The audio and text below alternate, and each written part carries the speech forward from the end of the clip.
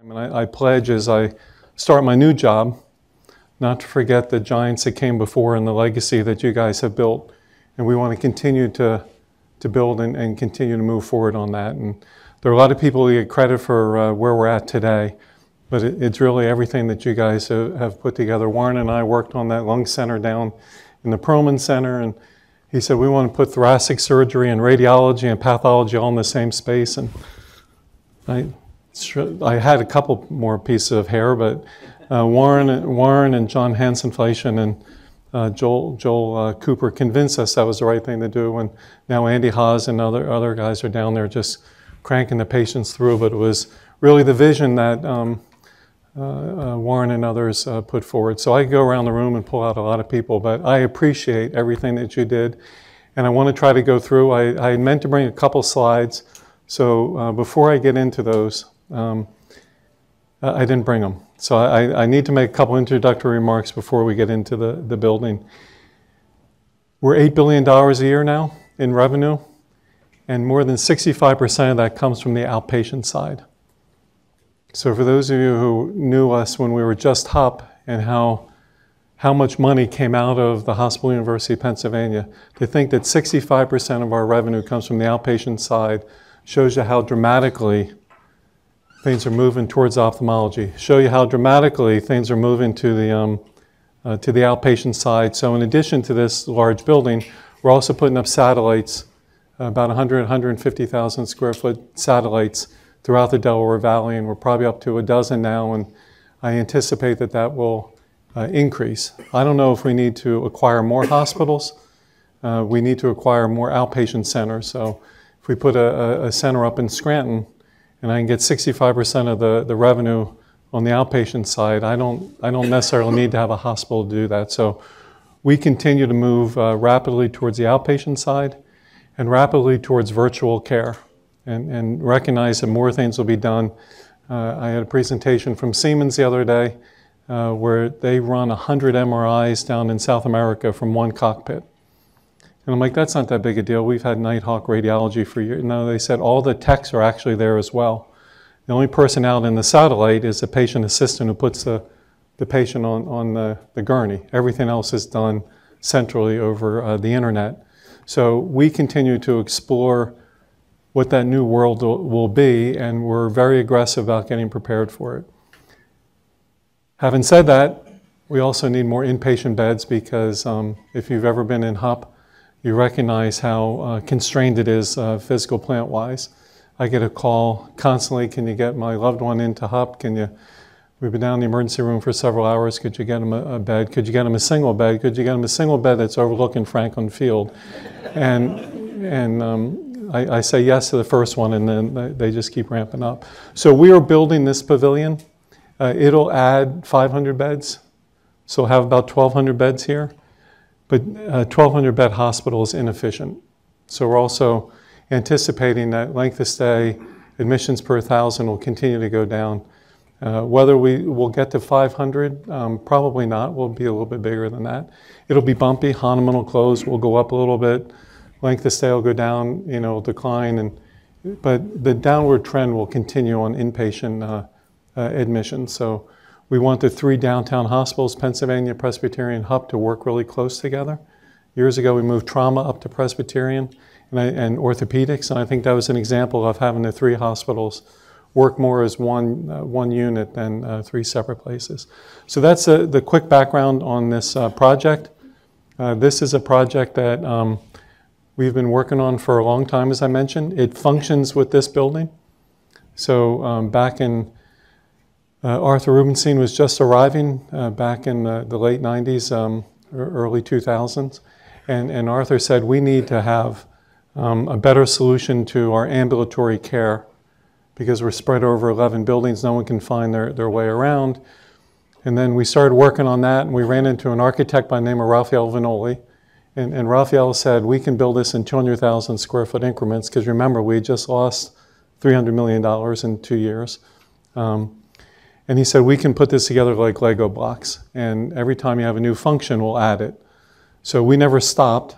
And we built the ambulatory. We built the Roberts Proton Therapy Center. We built Smilo Research. We think a lot of Carl June's success was that he could go from his wet lab to his mouse hospital to his cell manufacturing, visit with the doctors that were treating the patients all in one elevator ride. And we think that accelerated our translational medicine. But included in that plan was an inpatient tower to the left where the 21 Penn Tower was. So it's also rewarding that that plan from, 15 years ago plus, 15, 16 years ago, we're actually completing in a much faster pace than we thought. So we finished this side of the road, and I think that these buildings together represent what's best about Penn Medicine, because it's a physical manifestation of our integrated mission. So research, education, inpatient, ambulatory care, all being together, I think is a remarkable, again, representation nationally of what we've all known, which is our integrated mission. We spent time about whether we should close the road and have Raphael design a building that would match up with the Perlman Center, or whether we should leave the road, Convention Avenue where it is, and have a different architect. And we for a lot of reasons, decided to leave the road where it is, and we could go through that. It mostly has to do with loading docks and different logistics. But it was an opportunity for us to do another international search.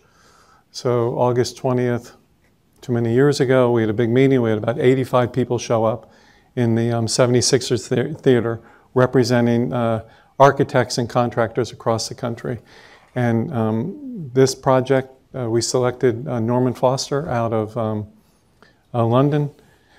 Although he lives in Switzerland, his mailing address is London. And Norman's also the architect that did the second Comcast Tower.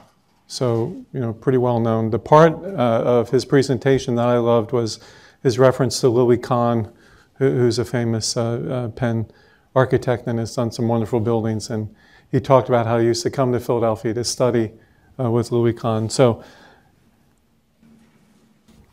it was mentioned that we had a pretty tight spot. So not a whole lot of area over the years.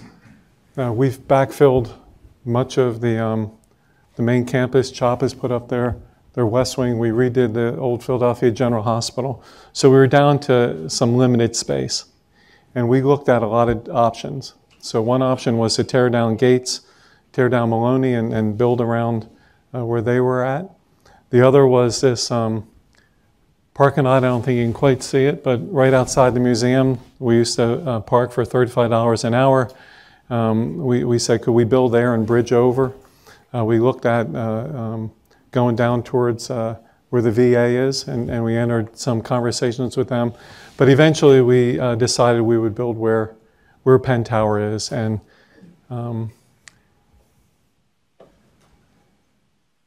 it is a tight footprint. So this is the Perlman Center. Here's old Hupp over here with Silverstein. Here's the railroad tracks and the station. And trying to fit that facility in there, we looked at multiple towers. We looked at one large building, and after a lot of discussion, we decided on a long, stout building. It's actually the largest building in square footage within the city of Philadelphia. It has more square feet than the Comcast Tower.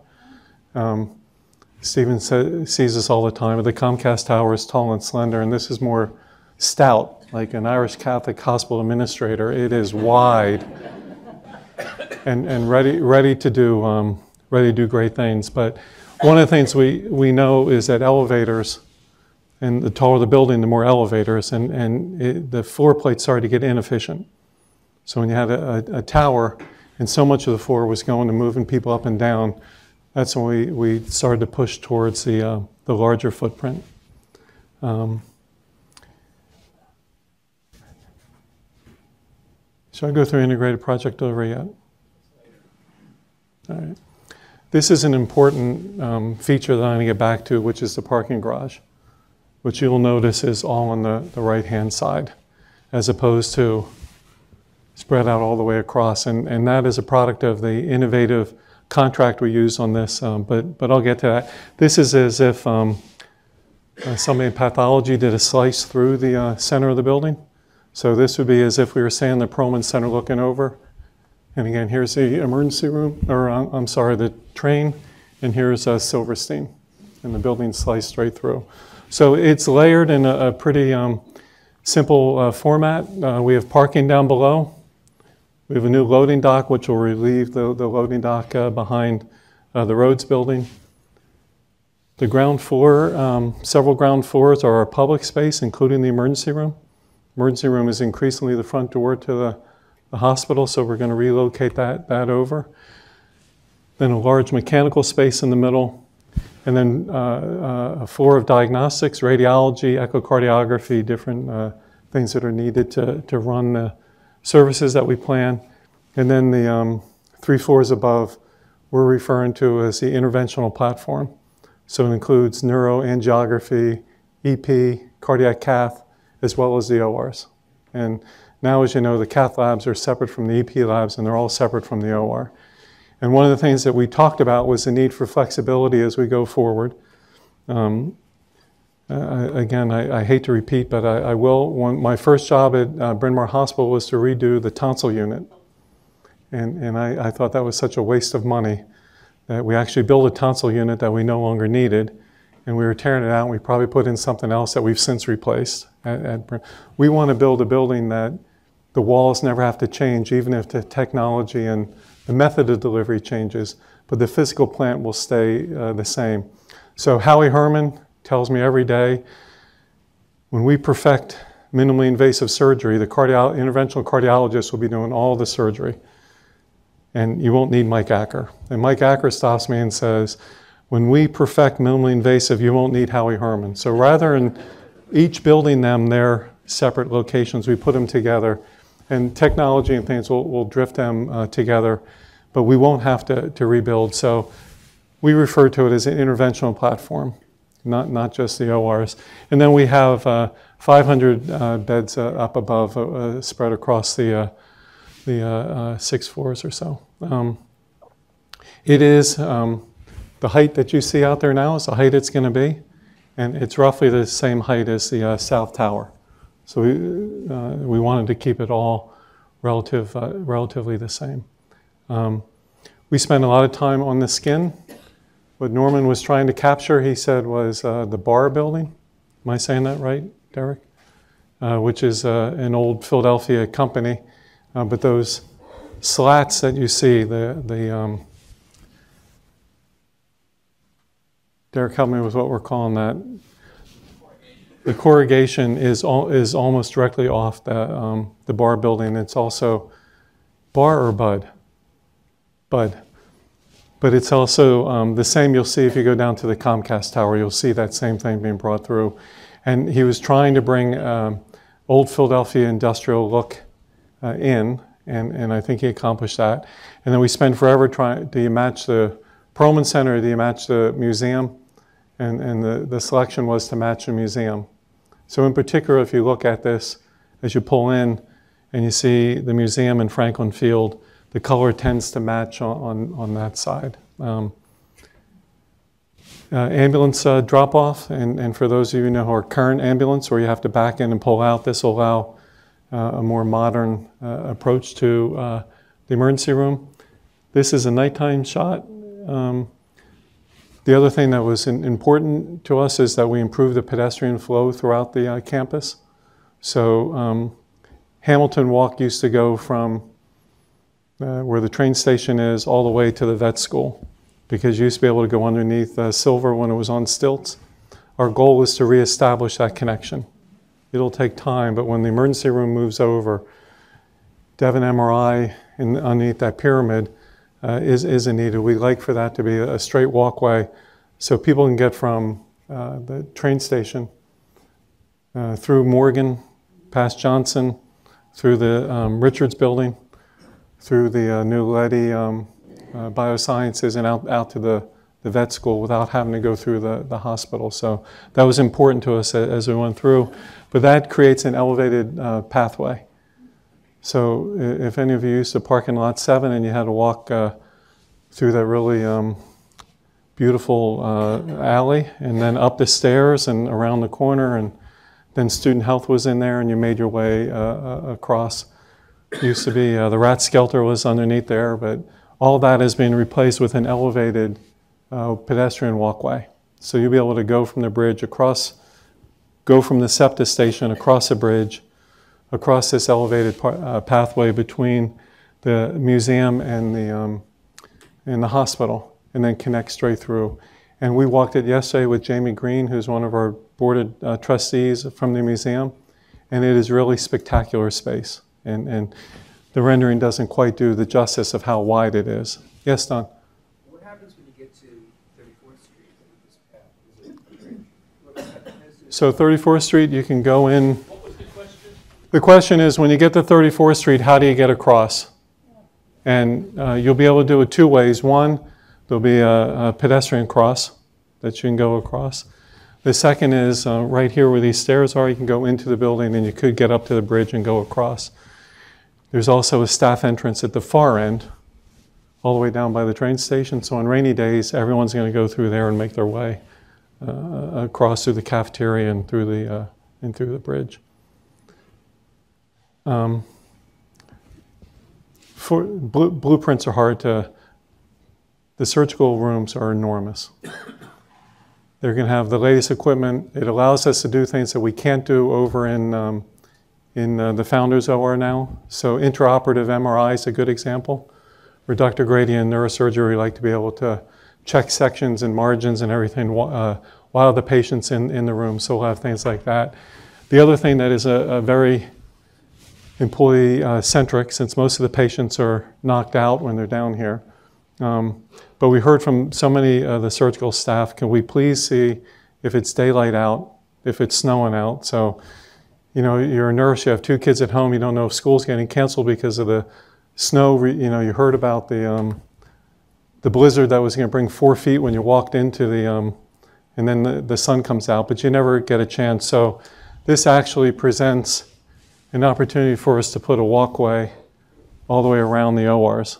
So there'll be natural daylight, and we think it'll be a great improvement to the work environment of the employees out there. The other thing that you're going to start to see is our Disney concept. So all the supplies travel in the center off stage, and the patients and their families will be in the private section without what we have now at HUP, which is carts and food carts and delivery carts and everybody crashing into each other in a pretty small. So on stage, off stage is a big part of that. The the inpatient force I should tell you about briefly because it's something that we spend a lot of time on. So Norman designed the building, and I didn't like it very much because it had radial rooms, you know, pie-shaped rooms here at the end. And I said, that's okay. When Ralph Muller sees this, he'll stop it and present it to Ralph. He said, oh, this is beautiful. And I'm like, oh, God. I said, that's okay. When Amy Gutman sees it, she'll stop it. We present it to Amy. She said, it's lovely. So I said, Stephen, I got a problem because I'm going to look stupid after everyone's approved this, coming forward saying this doesn't work. So we challenged Stephen and the team to find a warehouse where we could build half of a patient floor.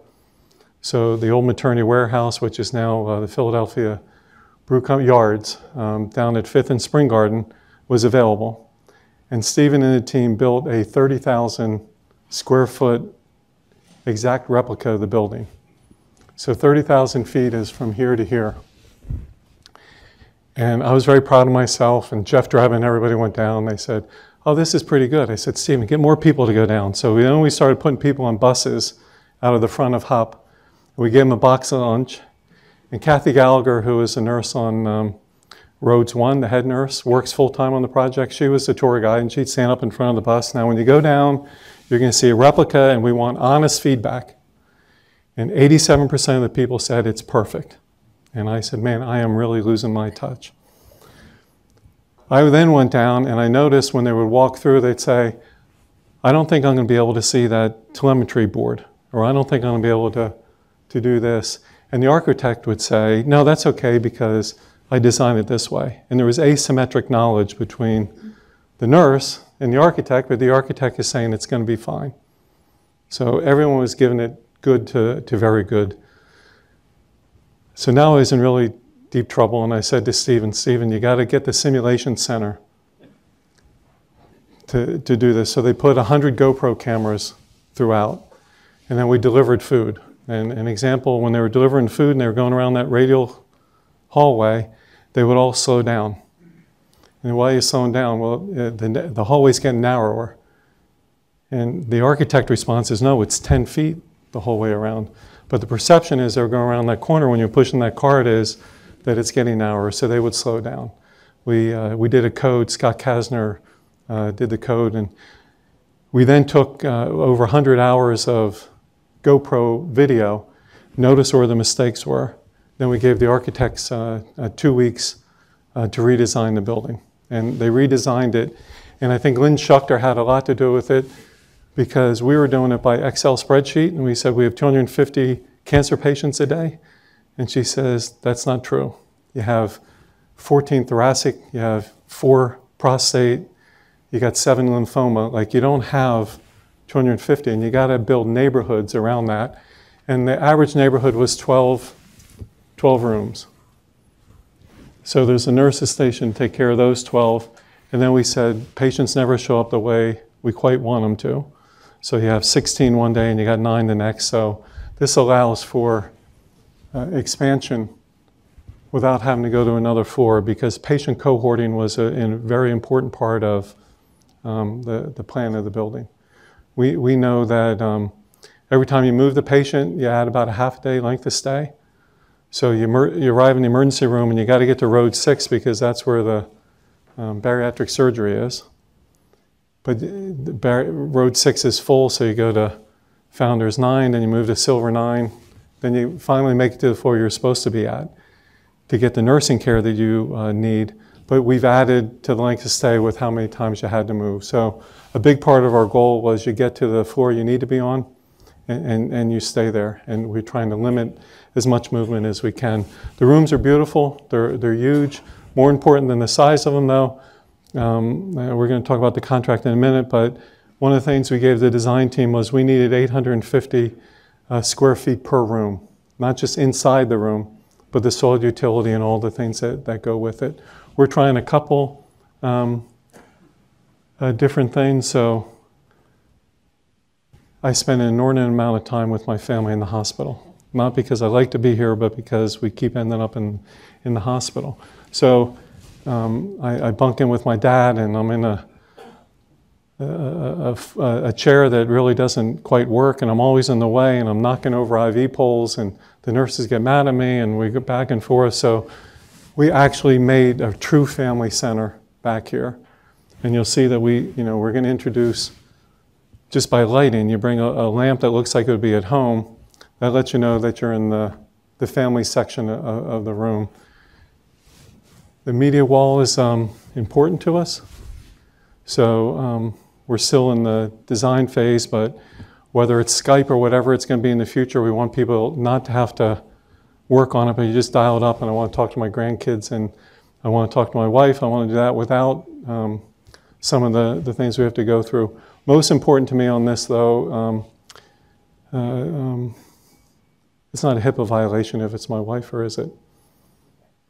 Anyways, Pam was in for surgery, and Najia was taking care of her, Dr. Mahmood, and Dr. Mahmood is the most fantastic surgeon, but I had a lot of questions, so she pulled out a piece of paper and she started to draw these intestines, and she said, it's over here, and you go down there, and then I did this, and I'm going to do that, and if it doesn't work out, I'm going to have to put a bag in here, and I'm like, it'd be so much better.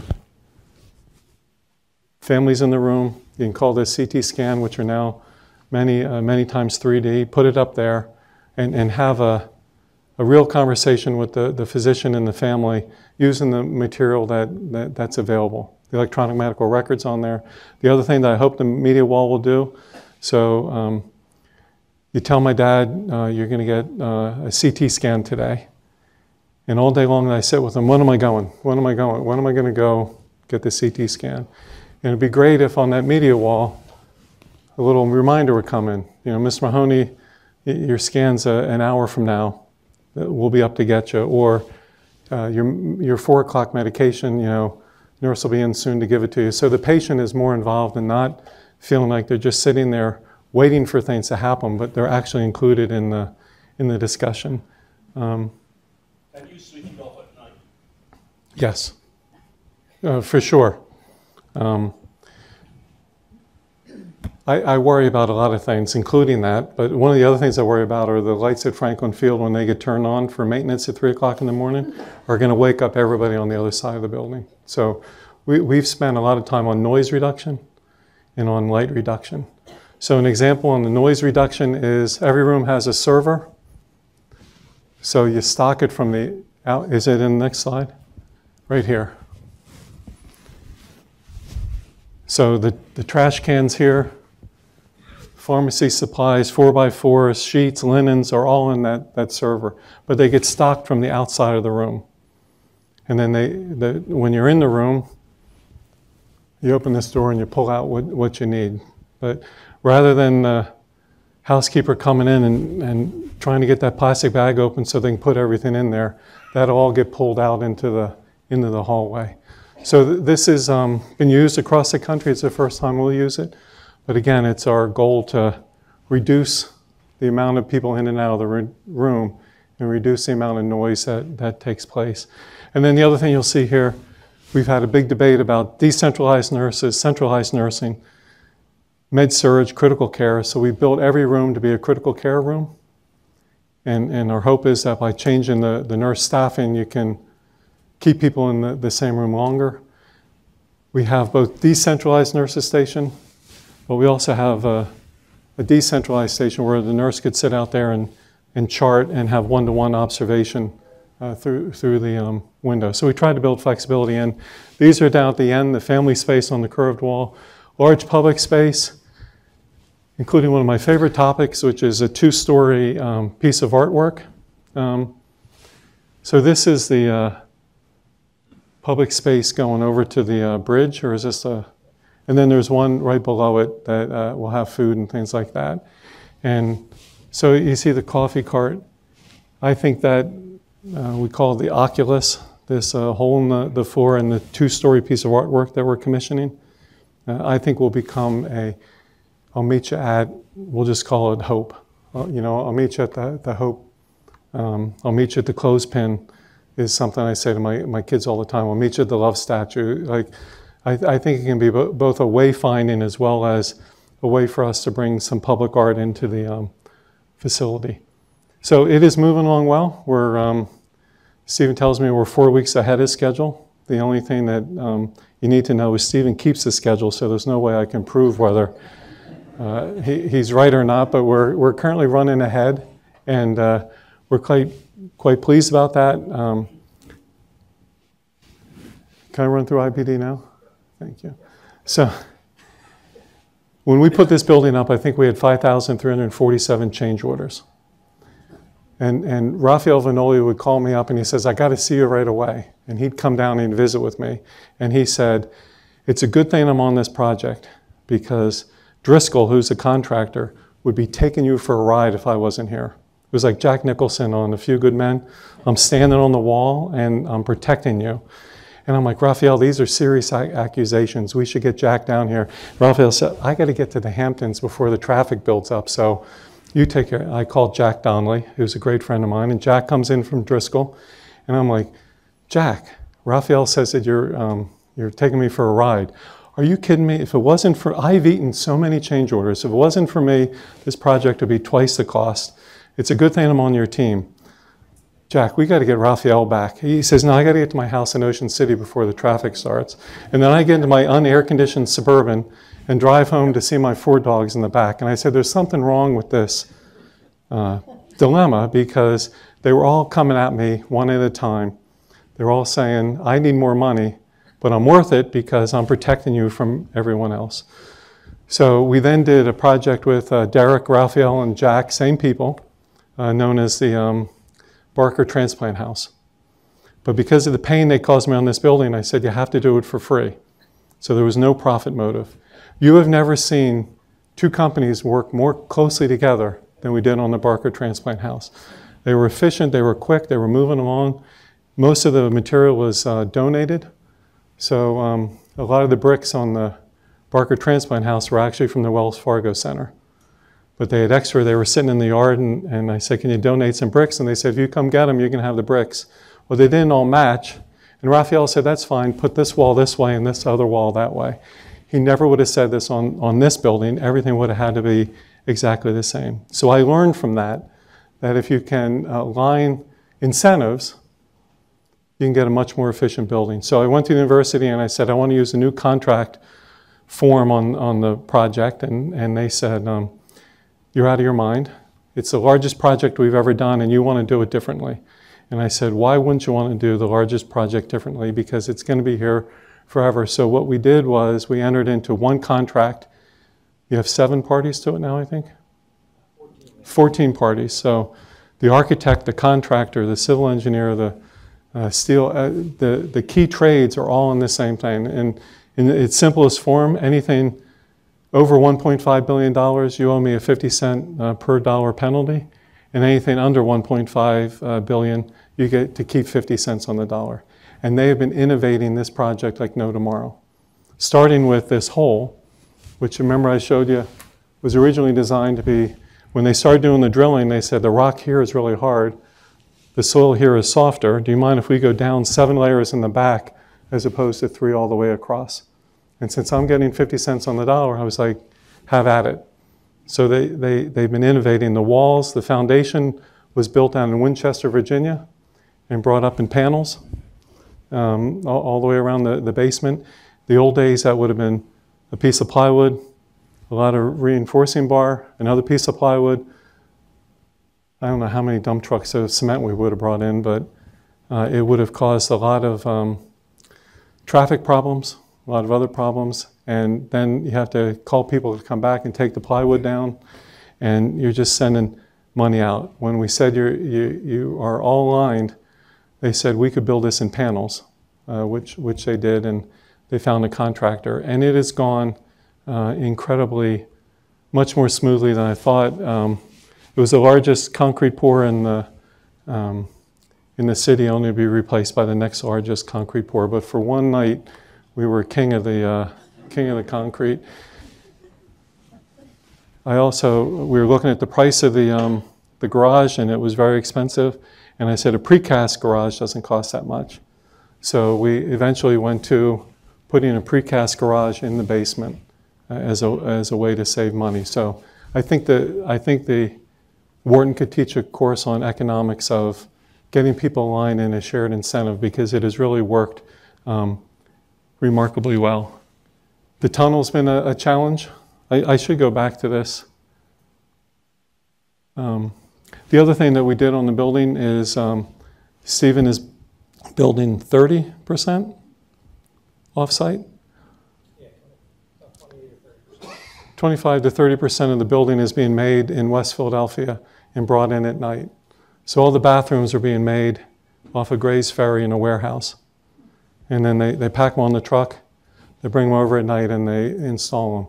The head walls, the mechanical risers are being built off-site, and it does a lot of things for us. One, it's much more efficient, because union guys start getting paid when they show up at the job site, not when they start work. So here you got to go up the hoist, you got to get to your spot, you got to get working. Out there, they park right outside, they walk right into the warehouse, and they're underway.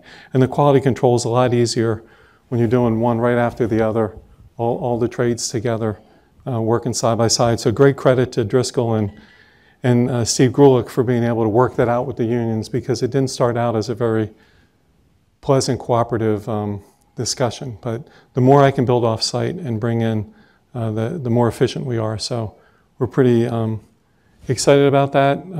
The tunnel, you can see I'm a little out of order because I'm about to get to the off-site manufacturing. The tunnel was also built precast, and we've been able to keep the road open. And underneath well, this part's finished and been repaved.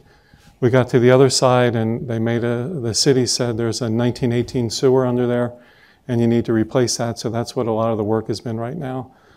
I think most of the guys will tell you when they cut that 1918 sewer, the craftsmanship was actually pretty spectacular and probably didn't need to be replaced, but the city required that. So we're replacing that with these concrete tubes. So that's almost completed. This is what I was saying about the off-site manufacturing. So this is a look at that warehouse.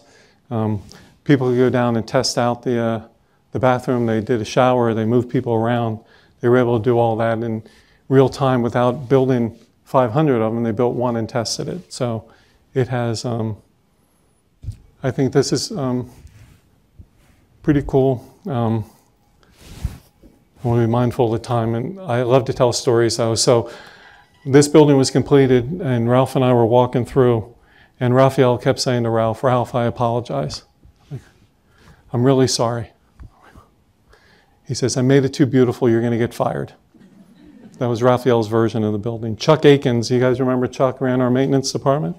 Chuck and the maintenance guys are coming around the other way, and they had slightly coarser language, but they were saying, "Who built and designed this thing? Because we can't reach any of the turnoffs for the valves. We can't replace any of the lights in the atrium without huge cranes," and it wasn't well thought out. So a challenge that Stephen accepted was, we wanted to build the building front way, but also backwards. So they did a little 3D model of a 30-foot section of these risers where all the mechanical guys have to work. And then they build a section. And then they brought the maintenance guys up and they said, "Can you turn off the valve? You know, I'm going to scrape my knuckles. Can you move it over this way?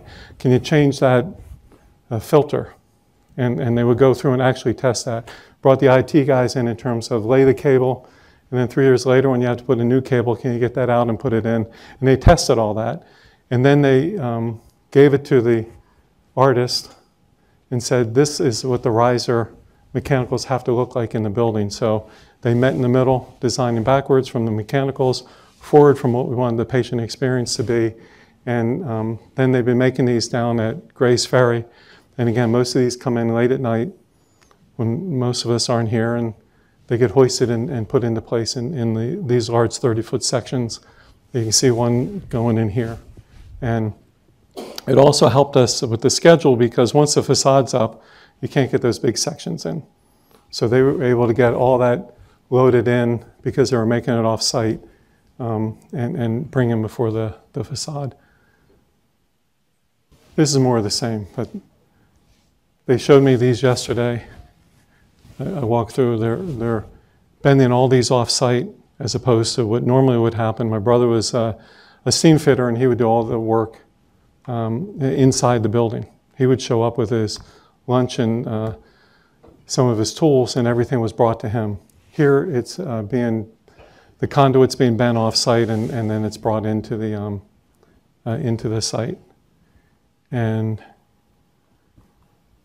this is a good example of what we were also trying to achieve when I said that. So worrying about 1.5 billion. So a way you can make incentive would be to make a lousy building and cut it back. So again, working with Steve and Derek, we gave conditions of satisfaction. Had to have 500 rooms, had to have 55 ORs, had to have 800 parking spots. It had to be a LEED, a green eco building by definition. And we said you have to have that 850 square feet per room. Because if you don't do that, these electrical closets, which are critical to us running our IT system and everything else, would just have gotten shrunk. Because the architects would say, well, don't cut the patient room, don't cut the size of the windows, cut the support area. So that was one of the conditions of satisfaction. And no one will probably ever see that mechanical room except for the guys that have to go in there and work. But 500 patients and their family and 3,500 employees every day will be glad that this thing is humming and working the way it is. So we're moving along. We're here. We're going to be finished in roughly December of 2021, and then we have 6 to 7 months of moving in. A benefit of it, it's a greenfield site, so we can move over, patients a little bit at a time, make sure the building works before we bring the next. We don't have to open 500 patients at one time. So Regina Cunningham, again, CEO at HUP, working with Stephen, has already started to plan how we're going to open the building and how we're going to get the two sides of 34th Street to work closely together. And The last thing that I'll say about that is we don't refer to it as Old Hupp and the new Pavilion. Some people have said it should be Hupp East and Hupp West. I think it's just Hupp. We're hoping to get a donor for this building, and this building will be referred to just like we do Silver or Founders or Ravden. But they need to work together. There's not a divide. We think it'll actually be more efficient because, as you know, if you go through Hupp now, you have to get to the 5th floor. So you may be on the 12th floor of the building right beside you, but you have to go down to 5 to get up to that other floor. Because of the layout and things, we think it'll be, although farther away, it'll be more efficient than it was before. But we have an aggressive plan to renovate Old Hupp. We were with Dr. Driscoll this morning on women's health and how we're going to plan and bring the same level of finish and everything to the other side of the 34th Street. And I think that's it. Oh, yeah. How many people are on premises? So far, 45 and 30.